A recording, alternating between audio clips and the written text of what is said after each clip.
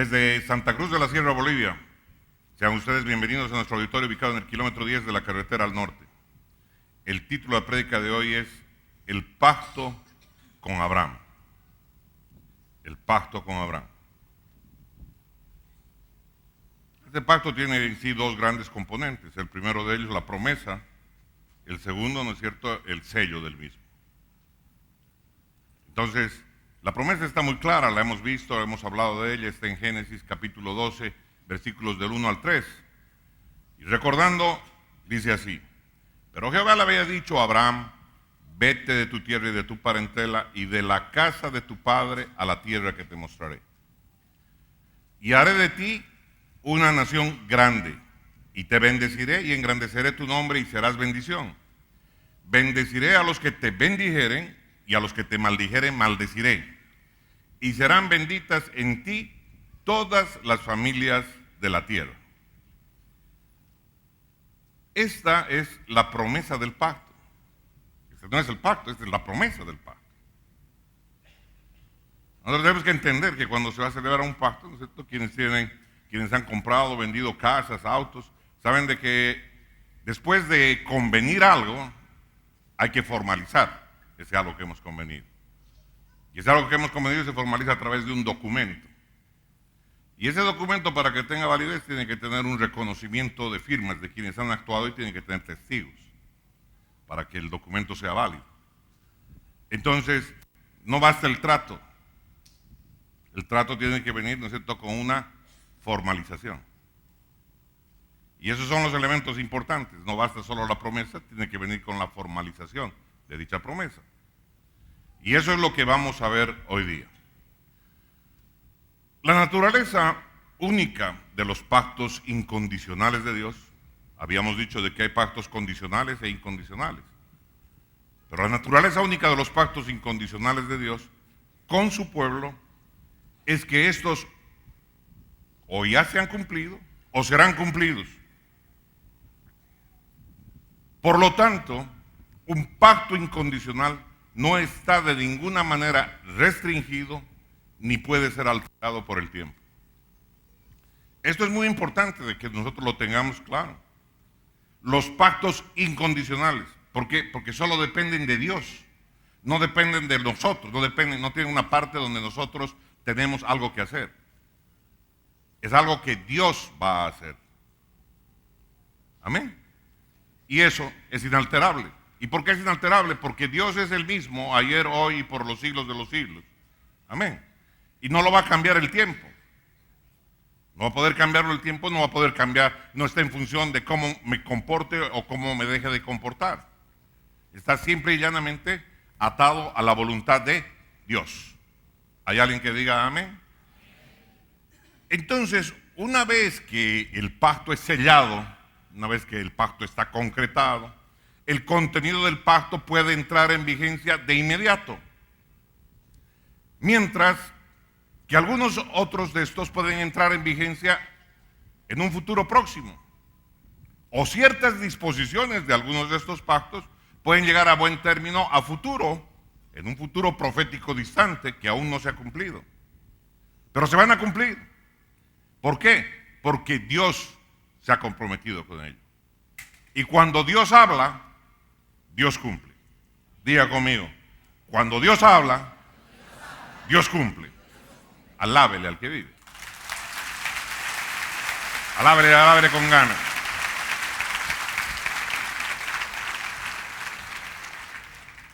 El apóstol Pablo dejó claramente establecido lo siguiente en su carta a los Efesios. Si usted quiere conocer acerca de la iglesia, tiene que estudiar el libro de Efesios. Y esto es lo que dejó el apóstol Pablo establecido en Efesios 2, a partir del versículo 11. Dice así: por tanto, acordaos de que en otro tiempo vosotros, los gentiles en cuanto a la carne, erais llamados incircuncisión por la llamada circuncisión hecha con mano de la carne. Está diciendo, ustedes eran conocidos como gentiles, eran conocidos como incircuncisos. ¿Y quiénes los llamaban así? Aquellos que eran circuncidados, aquellos que eran los circuncisos, que eran el pueblo judío, el pueblo de Dios. Eso está diciendo aquí el apóstol Pablo. Versículo 12 dice, en aquel tiempo estabais sin Cristo, alejados de la ciudadanía de Israel y ajenos a los pactos de la promesa. ¿Cómo dice? Y ajenos a los pactos de la promesa. Es tremendamente claro lo que está diciendo el apóstol Pablo. No tenían parte en este pacto. No tenían parte, porque estabais sin Cristo. Esa es la razón, dice el versículo 12. Ajenos a los pactos de la promesa, sin esperanza y sin Dios en el mundo. Versículo 13, pero ahora en Cristo Jesús. ¿Hay alguien en este lugar que esté en Cristo Jesús? Vosotros que en otro tiempo estabais lejos, habéis sido hechos cercanos por la sangre de Cristo. Más claro, agua. ¿Hay alguien que diga amén? Nos está diciendo, cuando estaban alejados de Cristo, erais ajenos a los pactos de la promesa. No tenían esperanza y estaban sin Dios. Pero dice el versículo 13, pero ahora en Cristo Jesús. ¿Hay alguien que esté en Cristo Jesús? ¿Dónde están los que están en Cristo Jesús? Ándele. Dice, ahora que están en Cristo Jesús, dice, habéis sido hechos cercanos por la sangre de Cristo. Por la sangre de Cristo. Entonces, yo cuando veo el sacrificio de Jesús en la cruz del Calvario, yo no me puedo estar, conmoviendo y doliendo y andando, ¿no es cierto?, queriendo rasgarme las vestiduras. Es lo que le hicieron al maestro con los ganchos. Yo recuerdo ahí cuando salió esa película famosa de Mel Gibson, ¿no es cierto?, cuando veía a la gente salir hecha pomada. Párale un rato, ¿no es cierto? Entiende lo que genuinamente sucedió en la cruz del Calvario. Por esa sangre derramada en la cruz del Calvario, hoy yo tengo acceso a la presencia de mi Padre Celestial. La cruz del Calvario es motivo de mi victoria. Es mi victoria. ¿Hay alguien que diga amén? El entendimiento de las cosas, por eso tiene que ser cabal. Cuando tú entiendes la palabra de Dios en su verdadera dimensión, entonces evitas que la emotividad te agarre y te envuelva, y realmente, ¿no es cierto?, cuando tú tienes este conocimiento, entiendes lo que Dios ha pretendido hacer para ti y lo que ha hecho. Cuando esa luz viene a ti, entonces otro es el caminar. Cuando nosotros entendemos las cosas, es distinto nuestra manera de obrar. Muchas de las cosas nosotros las hacemos porque ignoramos. Hay muchos de los errores que cometemos en la vida, los cometemos por ignorancia, por falta de conocimiento, y no solo en la palabra. Si a mí me dijeran, ¿usted es ingeniero? Sí. Queremos contratarlo para que aquí usted nos construya un edificio aquí mejor que los edificios de la Torre Caínco. Y yo le tendría que decir, si soy honesto, tendría que decir, aunque soy ingeniero, yo no puedo hacer eso porque esa no es mi especialidad. Desconozco cómo construir eso. Porque a pesar de que soy ingeniero, no es esa mi especialidad. Si yo desconozco y acepto, entonces luego voy a cometer un conjunto de errores que van a encarecer la obra o que van a hacer de que no se alcance el objetivo. En consecuencia, la falta de conocimiento me va a llevar a ¿qué cosa? A cometer crasos errores. ¿Hay alguien que diga amén? Pues en el Evangelio es exactamente lo mismo. La gente que tiene un conocimiento parcial de las Escrituras, o quien ha recibido una embadurnada por arriba y no ha recibido el entendimiento cabal de la palabra de Dios, luego en su caminar comete errores que son crasos también, tanto para su vida, así como para el resto de las personas. Hay alguien que diga amén. Alábele entonces sea que vive.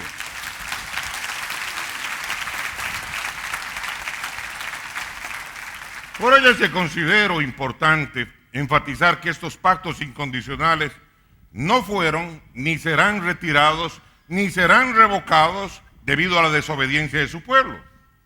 O sea, no dependen de nosotros. Estos pactos son dependientes solo y exclusivamente de la fidelidad de Dios para que se cumplan. Así que dependen solo de Dios, no de nosotros. Y esa es la importancia. Entonces, hoy vamos a ver el pacto abrámico. Este es un pacto eterno, un contrato vinculante e incondicional entre Dios y el hombre. Cuando algo es un contrato vinculante, quiere decir de que esto me estoy yo mismo obligando a su cumplimiento.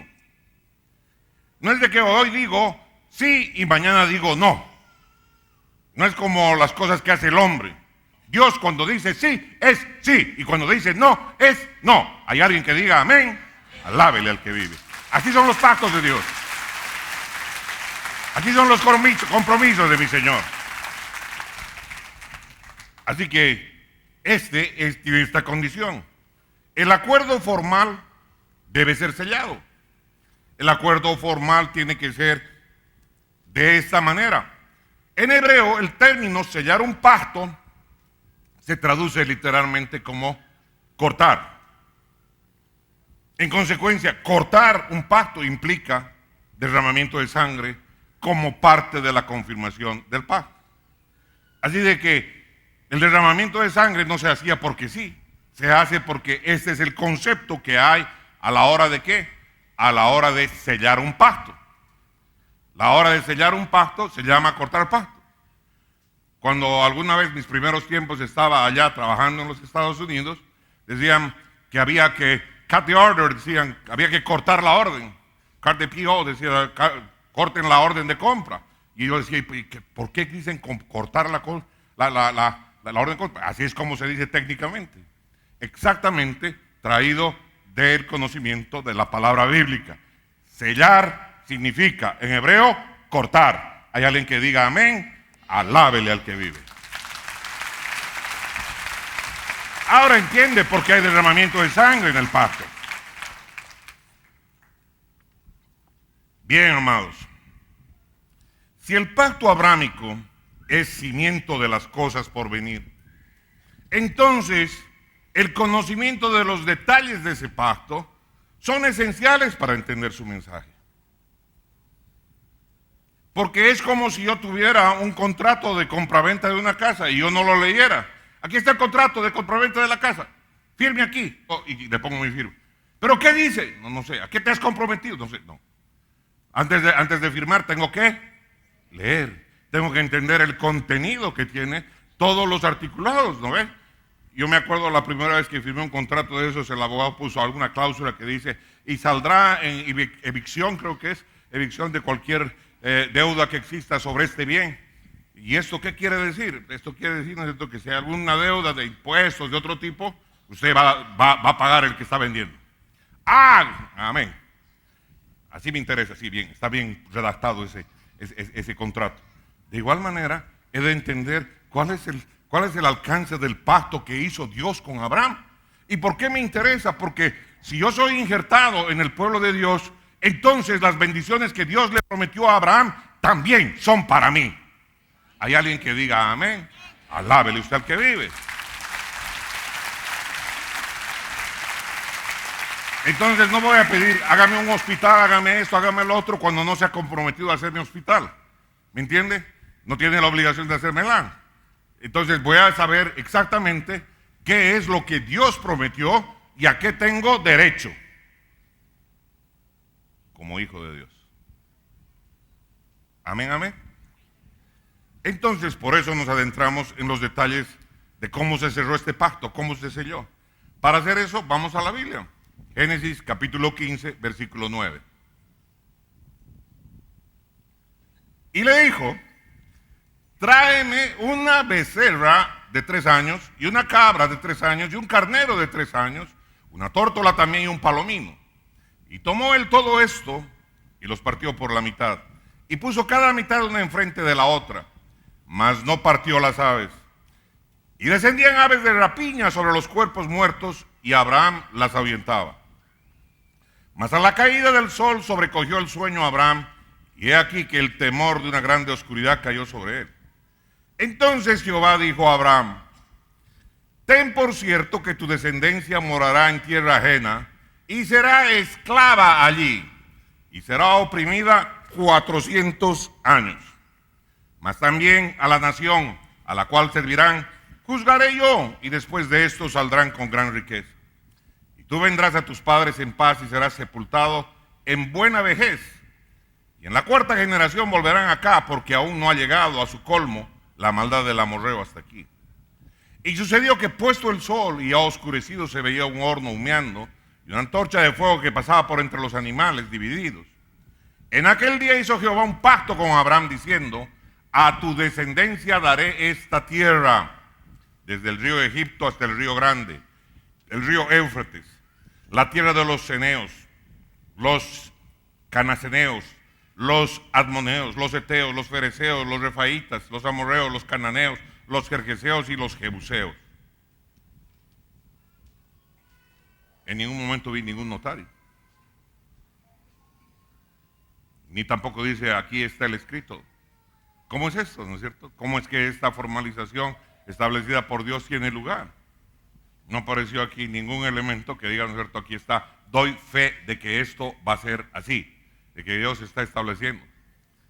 Aquí lo que necesitamos por eso entonces es mirar hacia adentro, porque hay ciertas palabras y ciertas frases clave utilizadas en el pacto para mostrar lo que ocurrió entre Dios y Abraham. Por ejemplo, en el versículo 9, empieza y dice: tráeme. Tráeme. No le dice puedes traer. No le dice si quieres traes. ¿Qué le dice? Tráeme. Es como cuando Dios te dice a vos: trae el diezmo. ¿Por qué? Porque esto es algo suyo. Porque el sacrificio es para Dios.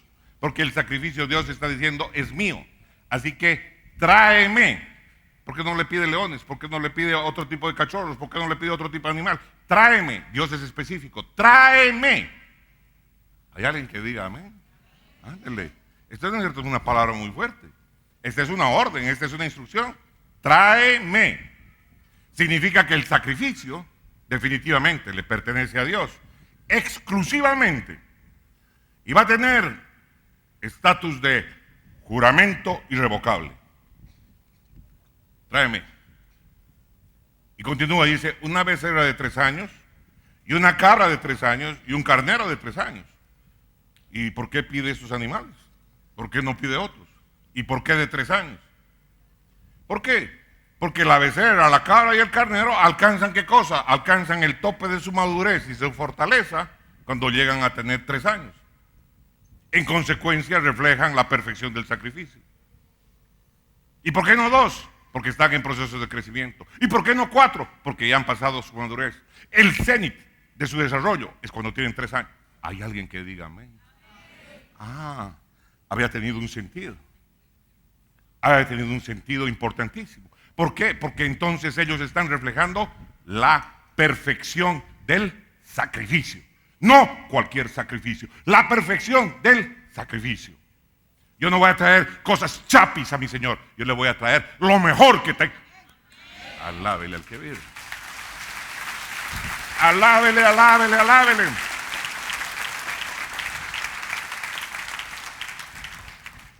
Dios le ordenó a Abraham que trajera estos animales para sellar el pacto y para darle el estatus de un estatus adicional de juramento irrevocable. Los sacrificios eran símbolos de la expiación de Dios, es decir, eran símbolos de aquello que iba a borrar las faltas, de aquello que iba a borrar los pecados, de aquello que iba a convertirse en la reconciliación de Dios con el hombre. Los becerros son mencionados varias veces en la Biblia como ofrendas de sacrificio para la purificación de pecados. Y similarmente, la cabra significó la ofrenda por el pecado presentada por un individuo en el día de la expiación. ¿Recuerdan ustedes la instrucción que le dio a Moisés? La instrucción que luego cumpliría el sumo sacerdote: traiga la cabra. Venía la cabra. Y luego de que presentaban el día de la expiación, el sumo sacerdote imponía manos sobre la cabra para transmitir todo el pecado de la nación. Y luego se sacaba la cabra fuera al desierto. Hay alguien que diga amén. Wow. El carnero está vinculado con las ofrendas por la culpa levítica, relacionadas con las culpas de la congregación. Así que cada uno de ellos tenía un sentido. Ya Dios estaba propiciando aquello que iba a ser escrito en los siguientes libros de la palabra. Unos con otros estaban concatenados. Nada estaba suelto. Si tú no tienes un pensamiento holístico, te pierdes la esencia de lo que la palabra de Dios está queriendo edificar en tu vida. Y continúa, la palabra dice, una tórtola y un palomino.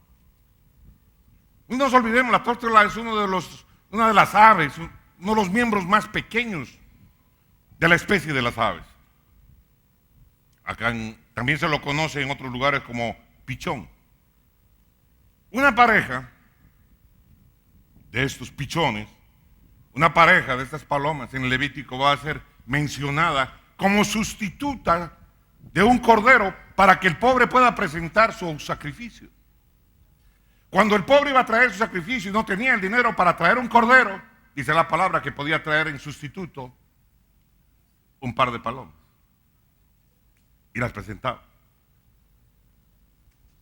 Así que tenía este tipo de elemento y connotación.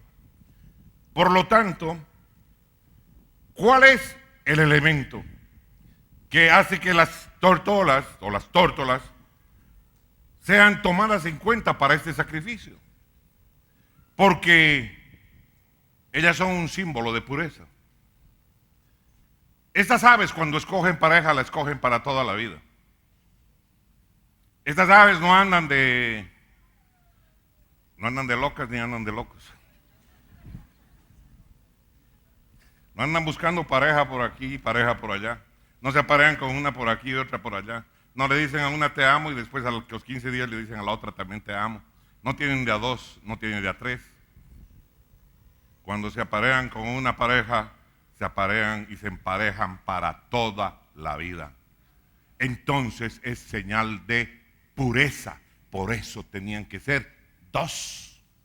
¿Hay alguien que diga amén? A más de ello, le quiero recordar que la paloma es símbolo del Espíritu Santo. Amén. Alábele usted al que vive. Alábele con ganas.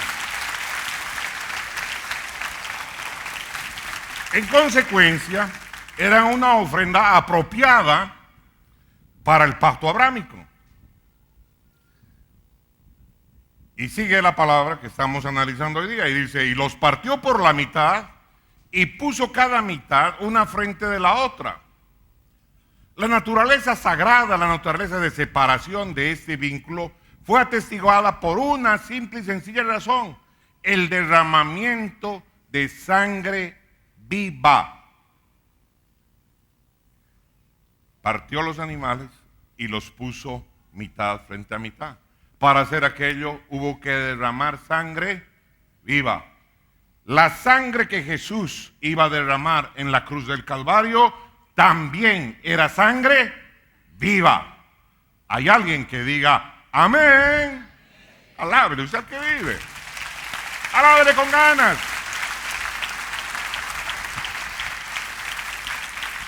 Versículo 11.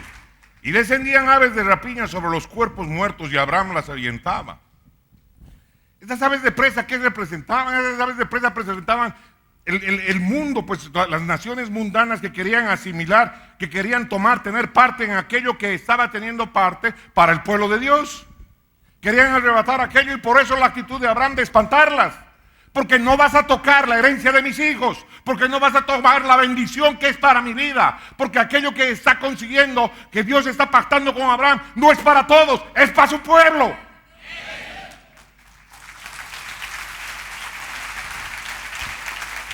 Es para su pueblo. ¿Cuántos dicen amén? ¡Wow! Abraham estaba protegiendo el lazo espiritual entre el Todopoderoso y su futura descendencia.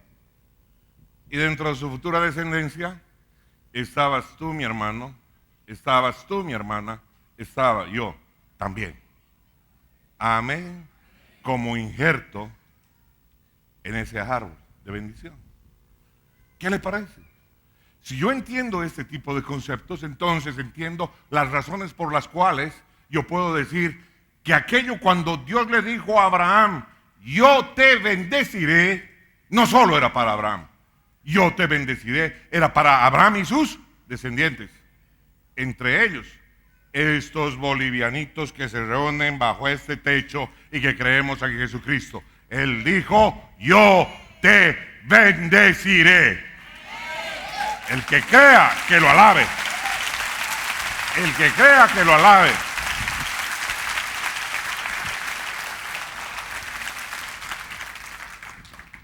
Wow. Versículo 12. Mas a la caída del sol sobrecogió el sueño a Abraham, y he aquí que el temor de una grande oscuridad cayó sobre él. Dos elementos aquí. Mas a la caída del sol sobrecogió el sueño a Abraham. Oye, ¿por qué tenía que sobrecogerle el sueño a Abraham? ¿Estaba muy cansado o qué? ¿Por qué la Biblia le pone énfasis en mostrar de que vino un sueño sobre Abraham? La mente de Abraham necesitaba ser libre para captar la revelación radical que él estaba a punto de recibir. Dios iba a aislar de todo pensamiento. Muchos de nosotros cuando nos vamos a dormir, ¿no es cierto?, llevamos en nuestra cabeza los pensamientos. ¿Y ahora cómo voy a hacer para pagar el alquiler mañana?, ¿no es cierto? ¿Y ahora qué voy a hacer con...? Ahí vamos, ¿no es cierto?, con todos los pensamientos cargados. Dios iba a poner allí en la mente de Abraham algo muy particular, una revelación radical que iba a recibir Abraham. Por eso era necesario que sean aislados los pensamientos en la mente de él. Por eso lo llevó a un estado de un sueño profundo. Y si usted leyó el libro del Génesis, ¿lo leyó? Usted ha de recordar que cuando Adán estaba solo, Dios dijo: no es bueno que el hombre esté solo. Y agarró y sedó a Adán y lo hizo dormir. De manera tan profunda que se produjo la primera cirugía de la historia de la humanidad. Abrió su costado, tomó una costilla y de la costilla de Adán, él creó la mujer. ¿Hay alguien que diga amén? Exactamente el mismo tipo de sueño. Un sueño profundo, porque Adán no sintió nada. Si alguno de ustedes lo operaron alguna vez, a uno lo pone en un estado tal, cuando lo sedan, ¿no es cierto?, en el cual usted no se acuerda. Entra, mira los focos, le dicen cuente 1, 2, 3, no sé, hasta 5, y cuando está llegando al 5 ya perdió la noción, y cuando ya usted abre los ojos, ya está usted, ¿no es cierto?, con dolor en el lugar donde le cortaron. Pues esto es lo que sucedió. Abraham fue sedado. Abraham fue allí, dormido por Dios, para recibir esa revelación. Este sueño profundo proféticamente revela el nacimiento de una nueva nación. Esto es lo que iba a ser revelado en la mente de Abraham. El nacimiento de una nueva nación, la cual en última instancia daría a luz al Hijo unigénito de Dios. Porque el Hijo unigénito de Dios no podía venir de una nación idólatra, no podía venir de un rasgo con contaminación, tenía que venir de una nación nueva. Hay alguien que diga amén. No iba a venir de los idólatras, no iba a venir de los amorreos, no iba a venir de los heteos, de los gregeseos. No, esto no iba a venir ningún feo. Esto tenía que venir de algo limpio y puro. Hay alguien que diga amén.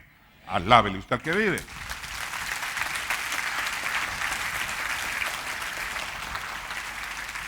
Y nos dice este versículo 12 en la segunda parte: y he aquí que el temor de una grande oscuridad cayó sobre él. Eso está representando las amargas tribulaciones que iba a sufrir el pueblo de Dios, lo que los descendientes de Abraham iban a pasar. Ese temor de esa grande oscuridad que cayó sobre él se está refiriendo a que iban a haber un conjunto de reinos que iba a subyugar a sus descendientes, empezando por los egipcios, luego los babilonios, luego los medo-persas, más adelante lo harían los griegos, luego vendrían los romanos. Y entonces enganchamos la profecía de Daniel. Ahora hay congruencia, ¿no es cierto?, profética entre ellos. ¿Qué elemento más interesante? Y continúa la palabra, dice: ten por cierto que tu descendencia morará ¿Dónde? En tierra ajena. Y será esclava allí y será oprimida 400 años. Mas también a la nación a la cual servirán juzgaré yo, y después de esto saldrán con gran riqueza. Y tú vendrás a tus padres en paz y serás sepultado en buena vejez, y en la cuarta generación volverán acá. Estos versículos contienen una profecía con 7 elementos. Sí, una profecía con 7 elementos, los cuales habrían de cumplirse literalmente. ¿Cuáles son esos elementos que están inmersos en esta profecía que le da Dios? Primero, serían extranjeros en otro país. Segundo, serían esclavizados allí. Tercero, serían oprimidos por 400 años. Cuarto, Dios juzgaría a la nación que hiciera esto. No es que a Dios se le ocurrió, ahora les voy a dar a los egipcios, ¿no? Dios ya lo preveyó cuando le estaba dando, cuando estaba sellando el pacto con Abraham. Quinto, ellos saldrían de la esclavitud con gran riqueza. Cuando fueron expulsados, la gente les dio oro y plata. Váyanse, váyanse ya rápido, por favor. Váyanse, váyanse. Sexto, Abraham no viviría este periodo de la esclavitud. Y séptimo, en la cuarta generación, es decir, en 400 años, regresarían a la tierra prometida. Y escúcheme bien, que le estoy diciendo, regresarían a la tierra prometida. Porque Abraham, cuando fue a Egipto, partió. Él ya vivía en la tierra prometida. Él se había movido porque Dios lo había llevado primero de Ur de Caldea con dirección a Harán. Y luego de estar en Harán, cuando de donde fue prosperado, fue a Canaán. Y estando en Canaán es donde se dio la hambruna. Así que él ya moraba en la tierra prometida. La diferencia estaba que en ese tiempo la tierra estaba en posesión de otros pueblos. Pero él partió, sus descendientes partieron de allí hacia Egipto. Y entonces los descendientes iban a regresar, ¿a dónde? A la tierra prometida. Aquello es tremendamente importante. Porque hay gente que piensa que fueron como los sin tierra entrar a apropiarse de algo que no le correspondía. No, mi hermano. Eso es algo maravilloso. Si usted tiene la curiosidad de leer la palabra de Dios, se le hará luz completamente aquello como sucede en la palabra. ¿Hay alguien que diga amén?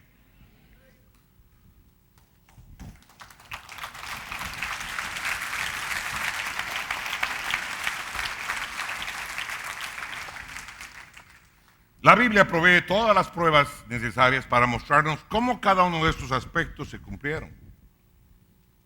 Versículo 15. Y tú, le dice Dios, y tú, le dice Abraham, vendrás a tus padres en paz y serás sepultado en buena vejez. Dios le está diciendo a Abraham que él no va a pasar por estas pruebas. Tú no vas a pasar, chiquito. Tú no vas a pasar por estas tribulaciones. Estas tribulaciones las van a encarar tus descendientes. Ellos las van a encarar. Las tribulaciones las van a encarar sus nietos, ni siquiera su hijo. Versículo 16.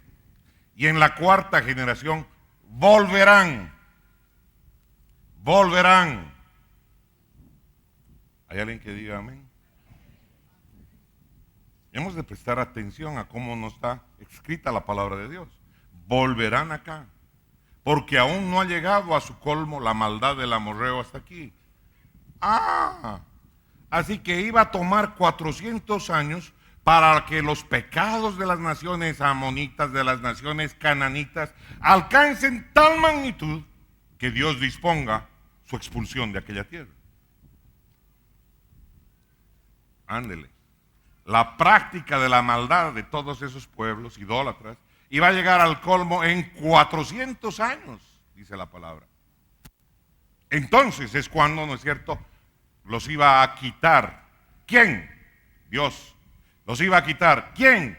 Dios. ¿Quién es el que da la victoria? Dios. No es Josué, no es Abraham, es Dios. Alábele al que vive. Alábele, alábele con ganas.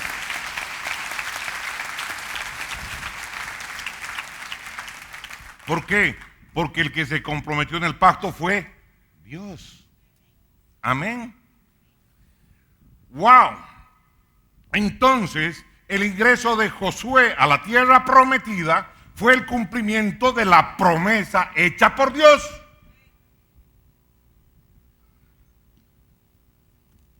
¿Qué era necesario hacer? Solo creer. Diga conmigo, creer. Creer. Gríteme. Eso es lo que necesitamos hacer. Creerle a Dios. Creerle a Dios. Creer lo que Dios dice. Creerle a... ¿Cuántos dicen amén? ¿Qué necesito? Ándele, alábele al que vive.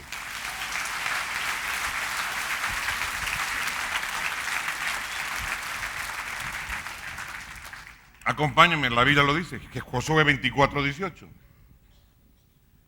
Y Jehová arrojó de delante de nosotros, está escribiendo Josué, y Jehová arrojó de delante de nosotros a todos los pueblos y al amorreo que habitaba en la tierra. Nosotros pues también serviremos a Jehová porque Él es nuestro Dios. ¿Quién echó a los amorreos? ¿Quién echó a todos los otros pueblos? Fue Dios. Óigame, si Israel cuando estaba allí eran ladrilleros, cuando estaba en Egipto, ¿acaso ellos eran hombres de guerra? ¿De dónde salen, no es cierto, teniendo hombres de guerra y esto y lo otro? No, pues ellos no tenían hombres de guerra. Ellos estaban acostumbrados a hacer ladrillos, ellos estaban acostumbrados a buscar paja, cortar paja, trabajar duro. Eran albacos y punto. Hacían los ladrillos, los cosían y con eso construían, pare de contar. Ellos no eran gente de guerra. ¿Y cómo va Dios y le dice, ¡hey! Vaya, y le da una estrategia, ¿para qué? Para vencer en Jericó, a una ciudad amurallada. A gente que no tiene el más mínimo conocimiento de las artes marciales, a gente que no tiene, de vueltas, lleve la alabanza por delante. Y cuando llegue el séptimo día de 7 vueltas, y al terminar, ¿no es cierto?, grite. ¿Ya qué estrategia? A Dios había que creerle. Le creyeron y las murallas de Jericó cayeron. Sin armas de guerra. ¿Cómo? Obedeciéndole a Dios. ¿Hay alguien que diga amén? Ahora, si tú no tienes el entendimiento cabal, va a pasar como algún día escuché a algún trevilín que dio un testimonio y dice, no, yo miré esa camioneta y dije, para mí esa camioneta, y fui a darle 7 vueltas para tomar la camioneta. Si así se tratara, entonces yo tengo que ir a dar vueltas sobre casa, yo no sé de qué estaría despojando uno a otra persona de aquello que Dios posiblemente le haya dado. Sería cuestión solo de ir a dar vueltas. Entiéndame, ¿no es cierto? Hay tanta aberración que se comete por no tener la profundidad de interpretar correctamente la palabra de Dios. Y luego se la dan de maestros de la palabra. Versículo 17.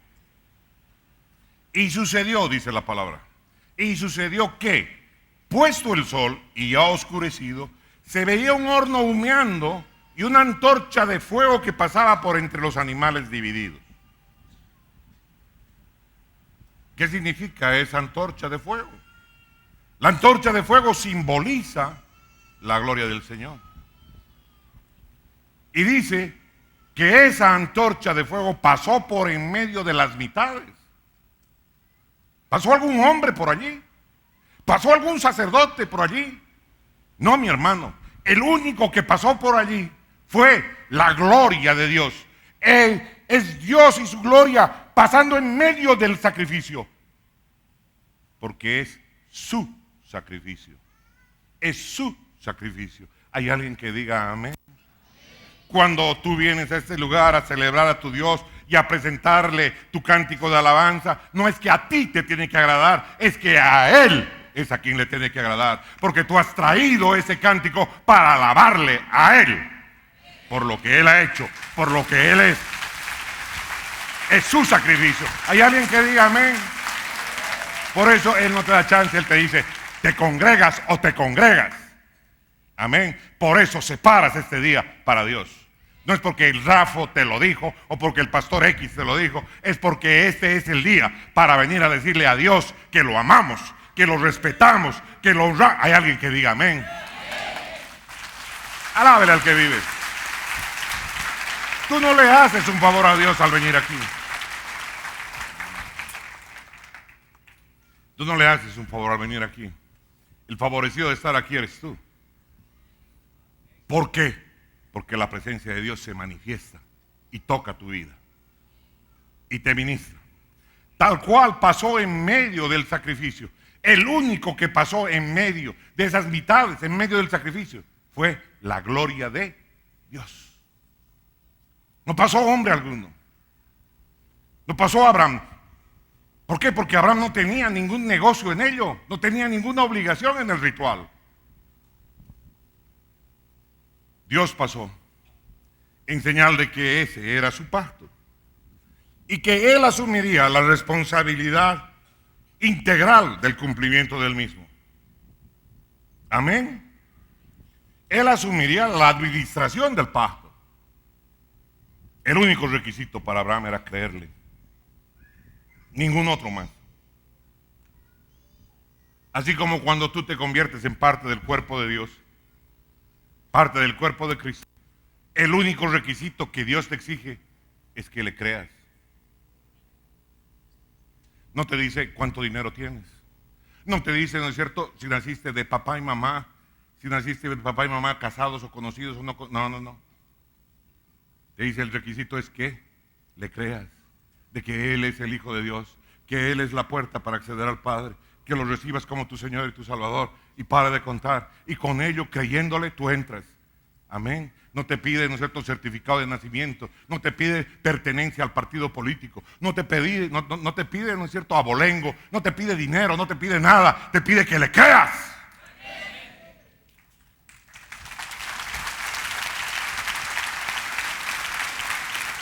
Alábele con ganas.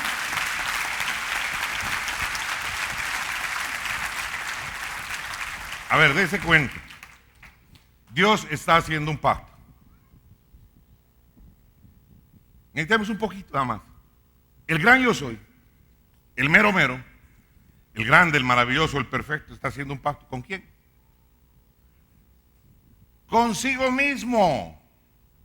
Consigo mismo está haciendo el pacto. ¿Basado en qué? En su propia integridad. Él no está esperando que el otro cumpla nada. El que lo va a cumplir es Él. Y se está comprometiendo Dios. ¿Cuál es la garantía del cumplimiento? Su integridad. Porque Dios nunca miente. Diga conmigo, Dios nunca miente. Dios nunca miente. Por eso a los mentirosos, fuera, out.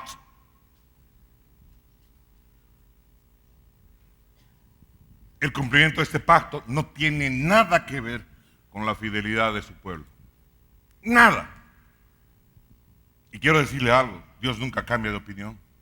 Dios no opina hoy día sí, mañana no. Dios no opina una cosa hoy día y mañana otra. No. Dios es el mismo ayer, hoy y por los siglos de los siglos. Alábele al que vive. ¿Eso qué quiere decir? Si Dios empeña su palabra, Dios cumple. Amén. Si Dios empeña su palabra, Dios cumple. Si Dios dice Bolivia para Cristo, Bolivia es para Cristo.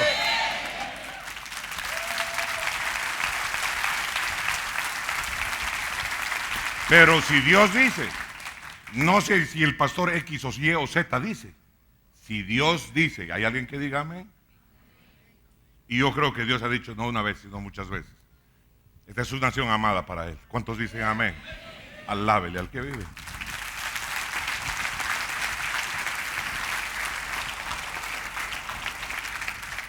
Entonces, Él se está comprometiendo consigo mismo a un pacto irrevocable que Él va a cumplir por su integridad. Él está diciendo, al que te bendijere, gríteme, al que te bendijere, lo bendeciré. Y al que te maldijere, lo maldeciré. Ándele. Ándele, chiquito. Écheme las maldiciones y verá lo que lleva. ¿Cuántos dicen amén?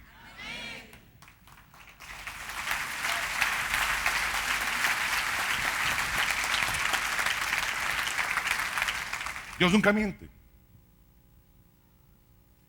Así que este pacto irrevocable depende sola y exclusivamente de Dios para su cumplimiento. Versículo 18. Dice la palabra, en aquel día hizo Jehová un pacto con Abraham. Para que no quede duda, hizo un pacto con Abraham, diciendo, a tu descendencia daré esta tierra. No solo a ti, a tu descendencia se la daré. Desde el río de Egipto hasta el río grande, el río Éufrates, la tierra de los ceneos, de los caneseos, de los admoneos, de los heteos, de los fereceos, de los refaitas, los amorreos, los cananeos, los jerjeseos y los jebuseos y todos los feos.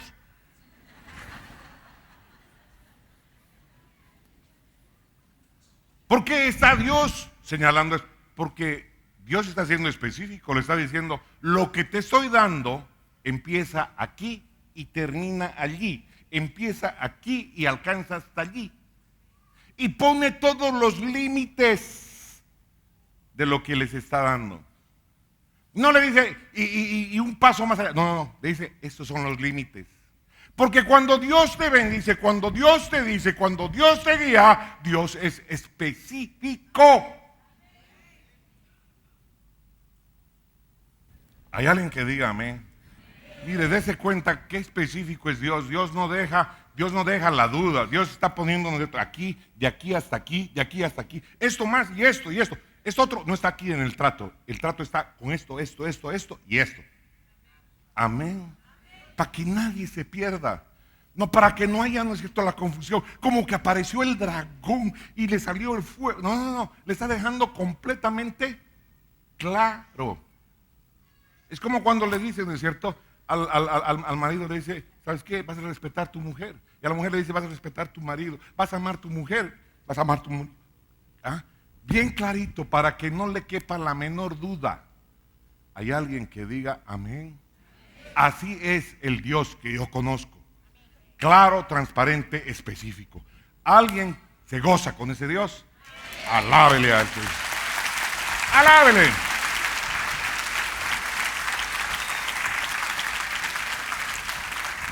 Ahora, ¿cuál es la parte más espectacular de esta situación?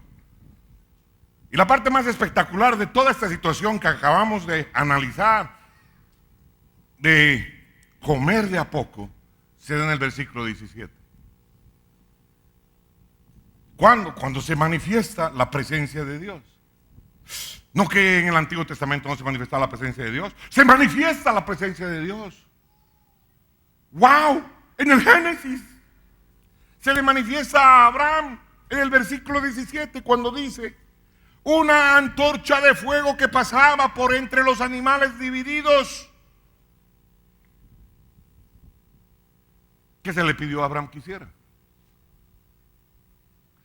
¿Qué le pidió Dios a Abraham que hiciera en medio de este ritual? Nada. A Dios le plació manifestar su presencia para decir, ¿qué cosa?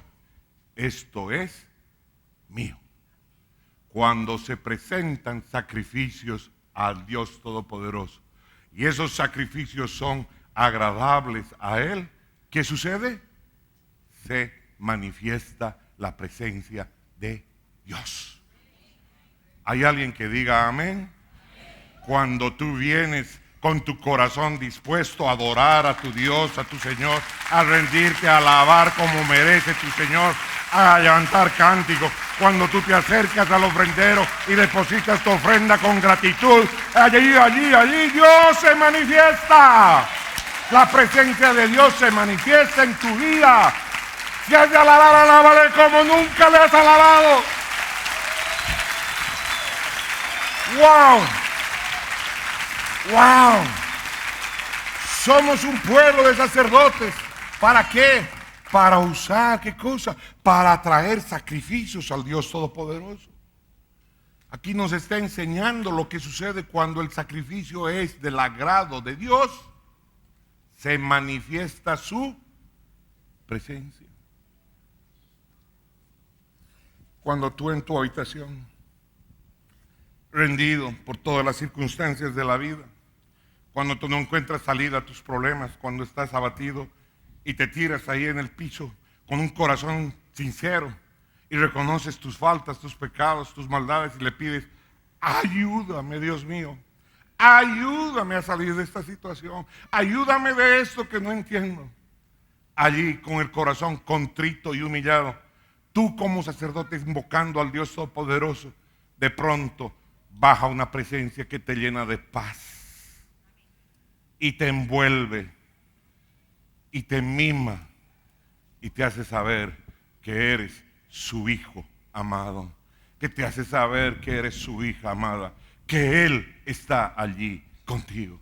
Y entonces tú, cuando sales de ese lugar, sales rejuvenecido, sales envalentonado, sabes que estás caminando con el Dios Todopoderoso. Hay alguien que diga amén. Entonces, ¿cómo no me voy a deleitar en la oración?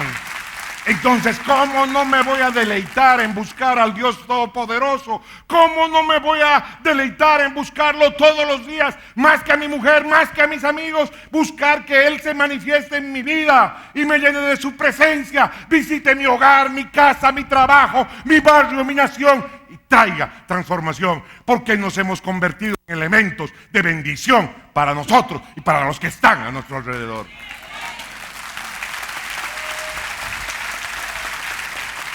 Alábele, alábele.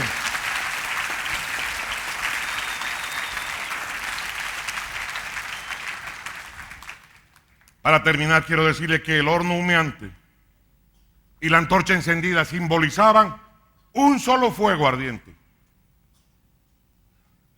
Se lo conoce como el Shekinah de Dios, es decir, la gloria de Dios. Amén. Esa misma nube, esa misma profunda oscuridad que cayó sobre Abraham aquel día, se iba a manifestar años después, cuando Moisés subió a la cumbre del Sinaí para recibir las leyes, las tablas de la ley. La misma profunda oscuridad, el mismo pavor que sintió Abraham en esta circunstancia va a ser manifiesta ahora sobre sus descendientes. El pueblo de Dios, Moisés les va a decir: vamos, vamos, Dios quiere hablar con ustedes cara a cara. Y va a decir: no, andando más tú, hablando más tú, porque nosotros podemos morir. Claro, porque nosotros somos cochinazos, porque nosotros tenemos pensamientos malvados, porque no nos hemos apartado de la maldad. A pesar de ser pueblo de Dios, seguimos viviendo en cochinera, seguimos metidos en malos negocios, seguimos metidos en torceduras, seguimos metidos en mentiras, seguimos metidos en insidias, seguimos metidos en juicios, seguimos metidos en chisme, seguimos metidos, ¿no es cierto?, en prestarnos y no pagar, seguimos metidos en todo este tipo de cosas. Entonces somos indignos de estar en la presencia de Dios. Sube tú, Moisés, y habla tú por nosotros. La invitación no era Moisés, la invitación era todo el pueblo. Pero el pueblo estaba carnavaleando. El pueblo estaba dedicado a las bajezas de la carne y no a buscar el deseo de Dios. El pueblo se había vuelto religioso. Esa misma nube y esa profunda oscuridad volvieron a aparecer como el humo de un horno ese día que Moisés subió a la cumbre del Sinaí para recibir las tablas de la ley. Y la antorcha era el fuego que se manifestó en aquella ocasión, cuando Dios descendió allí y habló cara a cara con Moisés. Para que nadie diga de que me estoy inventando el tema, acompáñenme a leer Deuteronomio 5:4.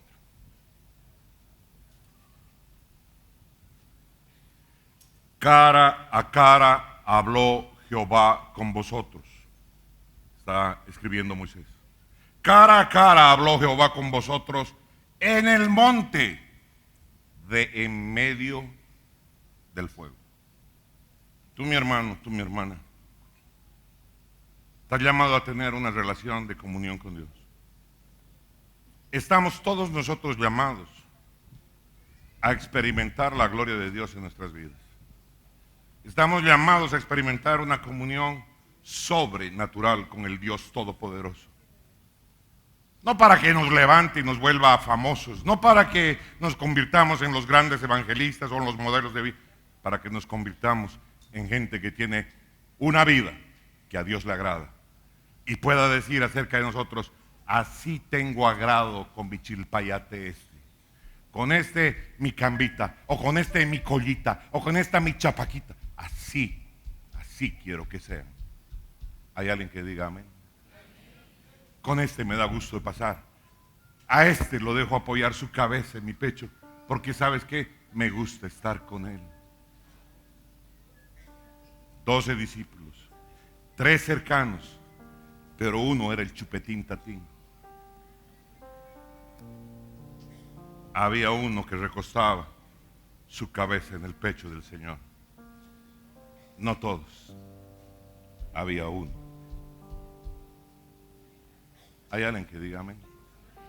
¿Hay alguien que tenga hambre de las cosas de Dios?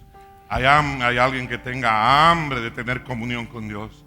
Hay hambre por Dios, hay hambre por servirlo, por adorarlo, por llorar a sus pies, por humedecer sus pies, por lavarlo, por besarlo, por decirle cuánto lo amas y cuánto lo necesitas. Eso también es para hombres.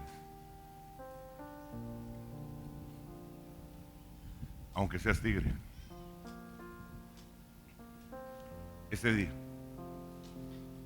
si hay alguna persona en este lugar que todavía no tiene a Jesús como su Señor y su Salvador y quiere hoy día entregarle su vida al Rey de Reyes y Señor de Señores, yo quiero invitarle a que se ponga de pie.